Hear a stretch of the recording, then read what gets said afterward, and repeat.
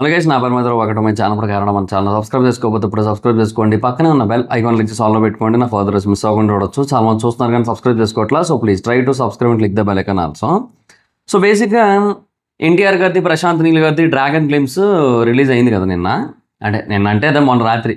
So నిన్న ప్రశాంత్ నీల్ గారిదిని భరద్వాజ్ రంగన్ గారిది ఒక ఇంటర్వ్యూ వచ్చింది. యాక్చువల్లీ అది అన్నపూర్ణ స్టూడియోస్లోనే చేశారనమాట మొత్తం అంతా కూడా. అంటే ఒక ప్లానింగ్, ఒక పద్ధతి, ఒక విజన్ బాగా వెళ్ళిపోయింది మొత్తం.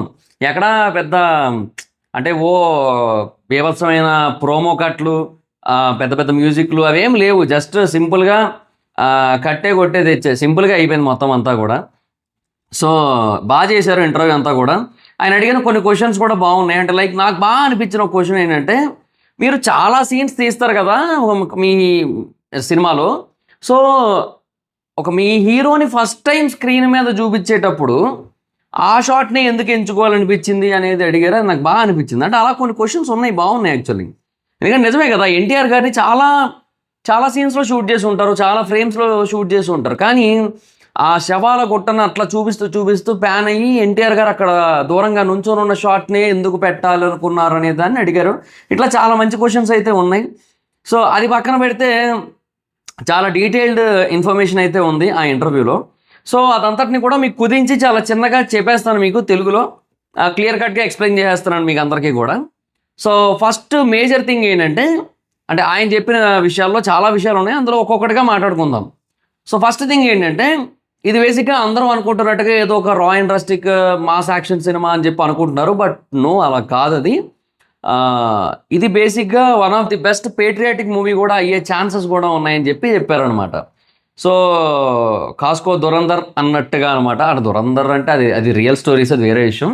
సో బట్ దీంట్లో కూడా టూ మచ్ ఆఫ్ పేట్రియాటిజం అయితే మిక్స్ చేశారు. And at the end of the movie it is a highly patriotic movie అని చెప్తున్నారు. సో అది ఎలాగా ఏంటనేది చూడాలని అయితే నేను కూడా ఎదురు చూస్తున్నా మరి ఇంకా. ఎందుకంటే నాకు ఐడియా లేదు అది ఎలా ఉంటుంది ఏంటి అనేది. చాలా పెద్ద ట్విస్టే ఇది యాక్చువల్గా. పెద్ద ట్విస్టే, పెద్ద ప్లానింగే అన్న ఫీలింగ్ అయితే కలిగింది నాకైతే మాత్రం. సో లెట్స్ సీ, మరి చూద్దాం ఏంటి అనేది. తర్వాత రెండోది ఏంటి అంటే, ఎన్టీఆర్ గారి వెయిట్ లాస్ గురించి. సో ఆయన వెయిట్ లాస్ అవ్వడం గురించి చెప్పారనమాట. సో అంటే ఈ క్యారెక్టర్ని, ఈ స్టోరీని రివీల్ చెప్పిన తర్వాత ఎన్టీఆర్ గారి అంటే కొంచెం వెయిట్ తగ్గితే బాగుంటుంది, కొంచెం తిన్న అయితే బాగుంటుంది, సన్నబడితే బాగుంటుంది అని చెప్పారంట ప్రశాంత్ నీల్ గారు. సో దాన్ని ఎన్టీఆర్ గారు సీరియస్గా తీసుకొని ఆ రోజు రాత్రి నుంచే జిమ్ ట్రైనర్కి ఫోన్ చేసేసి వచ్చేయని చెప్పి ఇంకా ట్రైనింగ్ మొదలుపెట్టి మొదటి 2 నెలల్లోనే విపరీతంగా తగ్గిపోయి ఈవెన్ ఇంట్లో వాళ్ళు అందరూ కూడా ప్రశాంత్ నీల్ గారిని తిట్టుకున్నారంట.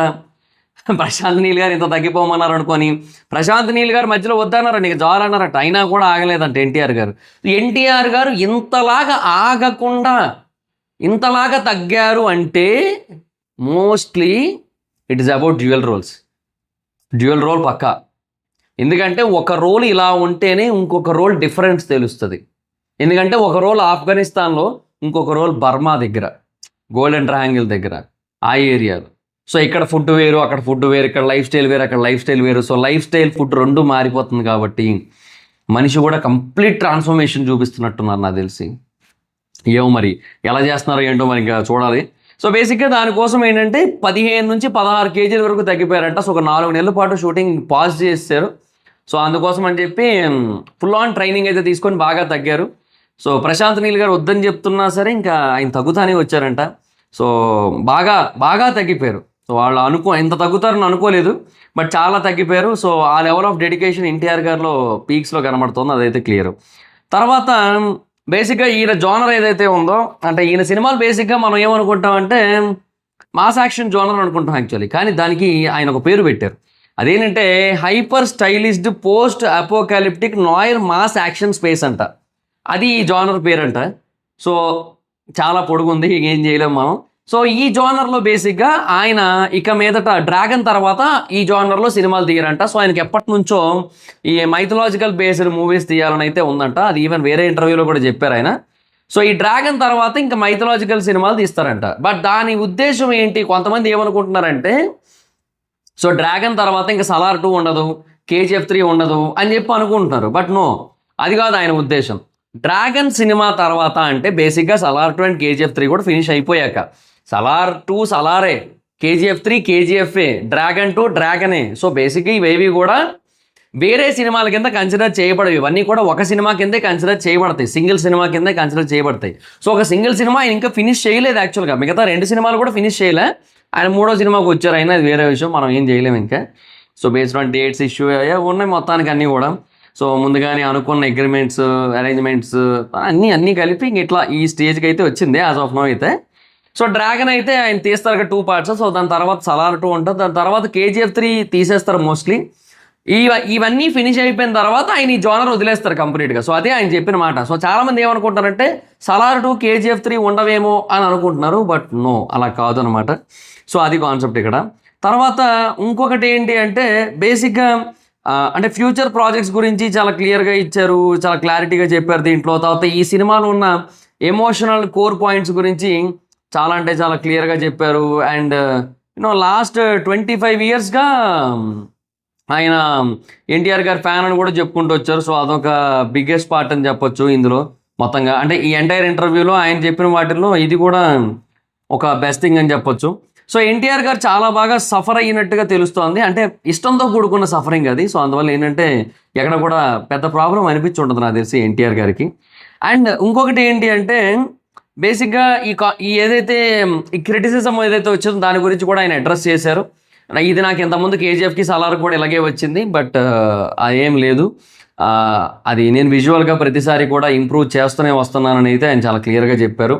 సో క్రాస్ ఓవర్స్ అయితే ఉండవని చాలా క్లియర్గా చెప్పేశారు. విజువల్స్ అయితే ఇంప్రవైజ్ చేస్తున్నాను అయితే అని చెప్పారు, బట్ క్రాస్ ఓవర్ అయితే ఖచ్చితంగా ఉండదు అని అయితే చెప్పేశారు. So no Salaar into dragon or KGF into dragon.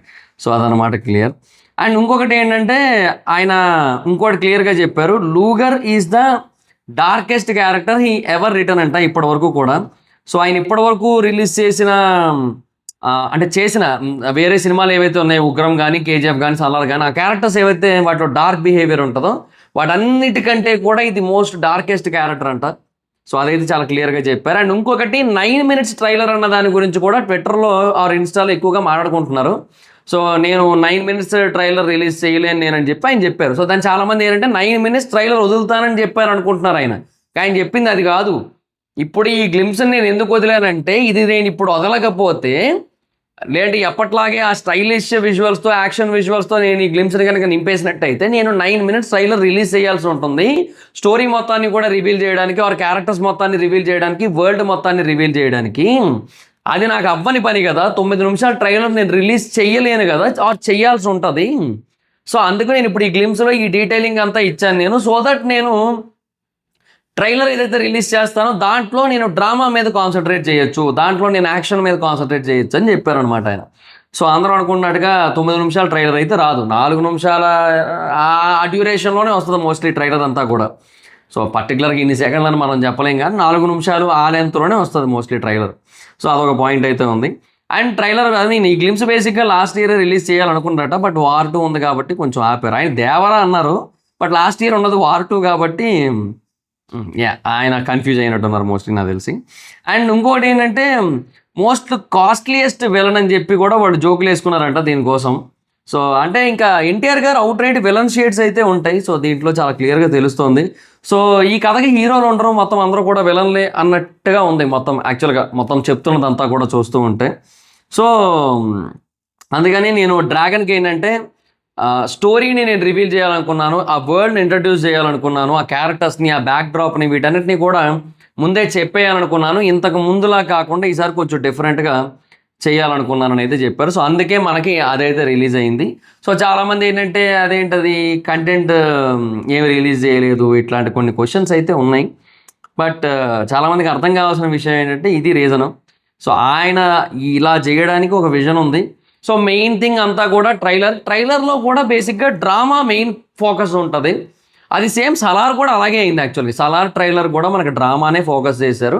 కాకపోతే సలార్కి ముందు ఏంటంటే ఆ వరల్డ్ ఏంటో మనకు పూర్తిగా రివీల్ చేయలేరు, జస్ట్ ఆ కాన్సార్ అన్నదాన్ని చూపించారు. బేసిక్గా అక్కడ కూడా సామ్రాజ్యం కోసం, సింహాసనం కోసం యుద్ధాలు జరుగుతుంటే ఇలాగేదో చెప్పారు తప్పిస్తే ఇన్ డీటెయిల్డ్ ఎక్స్ప్లెనేషన్ లేదు కదా. సో అందుకని దీనికి అలా ఇచ్చారని అయితే చెప్పారనమాట. సో అది ఇక్కడ main concept. And emotional scenes పరంగా ఎన్టీఆర్ గారు ఎక్కువగా పుష్ చేశారంట. అండ్ వీళ్ళిద్దరు డిస్కషన్స్లో ఎమోషనల్ సీన్స్ ఇంకా బెటర్ అయ్యాయంట కూడా. సో ఎన్టీఆర్ గారు ఈ విషయంలో కంటిన్యూస్గా ఐ మీన్ ఏదో ఒకటి ఇన్పుట్స్ ఇస్తూ ఉన్నారు అండ్ అప్గ్రేడ్ చేస్తూ ఉన్నారు మొత్తం అంతా కూడా. అండ్ ఖచ్చితంగా ఇన్స్పైర్ చేస్తూ ఉన్నారు అని అయితే కూడా చాలా క్లియర్గా చెప్పారనమాట. సో ఇలాగా మెనీ డీటెయిల్స్ అయితే ఉన్నాయి, బట్ మోస్ట్లీ మనకి కావాల్సిన ఇంపార్టెంట్ డీటెయిల్స్ అయితే ఇవే. అదేంటంటే ఈ ట్రైలర్, ఈ గ్లిమ్స్ ఇలా ఎందుకు రిలీజ్ చేశారనే పాయింట్ ఒకటి, తర్వాత ట్రైలర్లో ఏముంటుంది అనేది ఒకటి, అండ్ ఈ సినిమా తర్వాత మళ్ళీ జానర్ టచ్ చేయరు అనే పాయింట్ ఒకటి, అండ్ తర్వాత ఈ స్టోరీ ఏ బేసిస్ మీద ఉంటుంది, క్రాస్ ఓవర్స్ ఉంటాయా లేవా, వీటన్నిటికీ కూడా క్లారిటీ ఇచ్చారు ఆయన. So that is more than enough ప్రస్తుతానికి నన్ను అడిగితే. సో చాలా మంచి ఇంటర్వ్యూ అయితే పడింది. So nice and fine. So that's guys, this the video. మీకేమనిపించింది ఆ ఇంటర్వ్యూ? మీరు చూసారా? చూస్తే కింద కామెంట్ సెక్షన్లో చెప్పండి. ఈ వీడియో మీకు నచ్చితే లైక్ చేసి వీడియోని షేర్ చేయని ప్రకారం మన ఛానల్ సబ్స్క్రైబ్ చేసుకోకపోతే ఇప్పుడు సబ్స్క్రైబ్ చేసుకోండి. పక్కనే ఉన్న బెల్ ఐకాన్ లింక్ ఆల్లో పెట్టుకోండి, నా ఫర్దర్ మిస్ అవ్వకుండా చూడొచ్చు. చాలా మంది చూస్తున్నారు కానీ సబ్స్క్రైబ్ చేసుకోవట్లేదు. So please try to subscribe, click the bell icon also. నా ఇన్స్టాగ్రామ్ ఐడి జాల్స్ మాత్రం అక్కడ వచ్చి ఫాలో అవచ్చు. Thank you so much. బాగున్నాం. మీటర్ నెక్స్ట్ వీడియో. Bye by.